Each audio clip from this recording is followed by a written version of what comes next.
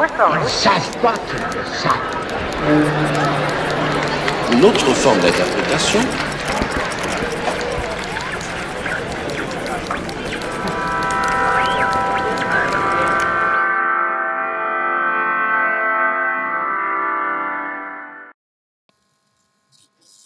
no vídeo verbete Censura 1, eu expus um modo de funcionamento da censura em certas condições históricas e políticas de produção e de circulação dos discursos, como foi o caso da ditadura civil-militar no Brasil. Para além e para quem de sua institucionalização, produzem-se e reproduzem-se um saber sensório que se repete, mas que também se atualiza. Vimos esse saber se repetir no Brasil não apenas internamente, mas de forma similar e até colaborativa, como foi o caso da cooperação Brasil e Itália durante o fascismo italiano e a ditadura Vargas no Brasil. Em um gesto analítico, pôde-se compreender como saberes sensórios tecem a discursividade de práticas sensórias em similares condições de produção, por exemplo, em um arquivo de censura. Em síntese, as condições para a produção e funcionamento de discursos em estados autoritários, fascistas, não ou menos democráticos, nos permitem interrogar as formas mais ou menos incisivas ou tênues de censura na atualidade. A partir daí, temos não apenas o Estado a produzir saberes sensórios com o silêncio local, no sentido de Orlandi, e aí a gente cita o ato institucional número 5, ou no saber como é o caso, no fechamento de jornais ou da colaboração entre os jornais, mas em práticas discursivas que no batimento, silenciamento, evidenciamento vão naturalizando um sentido único. O só um, que só garante uma posição, a do sujeito universal, e o apagamento das disputas das lutas de classe, uma posição, então, de quem está aí no poder, ou quem tem o poder. E como? Essa é a pergunta. A exemplo, em 2016, no Brasil, vimos se estabelecer um processo muito similar de condições políticas e sociais de outros momentos históricos de ataque à democracia, favorecidos agora pelos recursos tecnológicos e sua administração pelo poder neoliberal e pelo mercado. A censura se tornou mais incisiva em sociedades cada vez menos democráticas. Viu-se a interdição ou a produção de evidências por mecanismos de silenciamento, evidenciamento, cujos gestos sensórios se efetivaram não apenas, mas principalmente com esse poder sobre os recursos tecnológicos em meios de excluir, interditar, de um lado, silenciar, mas também de evidenciar o que poderia e deveria ser dito.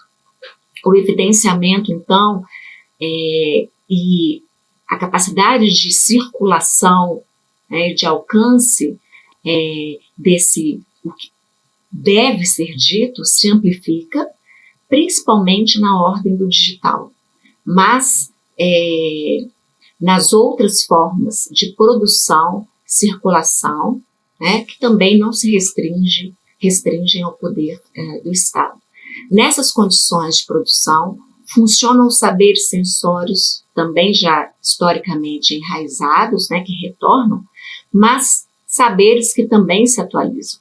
Apropriam-se de recursos e dessa prática técnica com forças coercitivas, de decisão e de gestão desses espaços enunciativos, principalmente em redes sociais, na web, para interpelação dos sujeitos e incisão sobre o potencial de circulação e, portanto, sobre a própria reprodução dos discursos.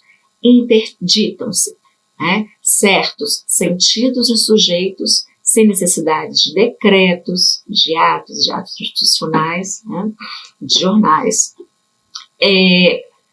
Assim como o silenciamento, então, funciona enquanto exclusão dos sentidos, apagamento dos sujeitos, né, o evidenciamento no processo discursivo funciona para dar direção antagônica aos sentidos já ditos, né? Ou em posição antagônica em relação aos sentidos que precisam ser silenciados, buscando ao mesmo tempo desnaturalizá-los. O evidenciamento parte de um gesto de interpretação materializado na relação a partir de uma tomada de posição nessa disputa pelos sentidos. Nessa forma de censura, batimento, silenciamento e evidenciamento, os sentidos materializados, né, vão então correspondendo às próprias lutas de classe.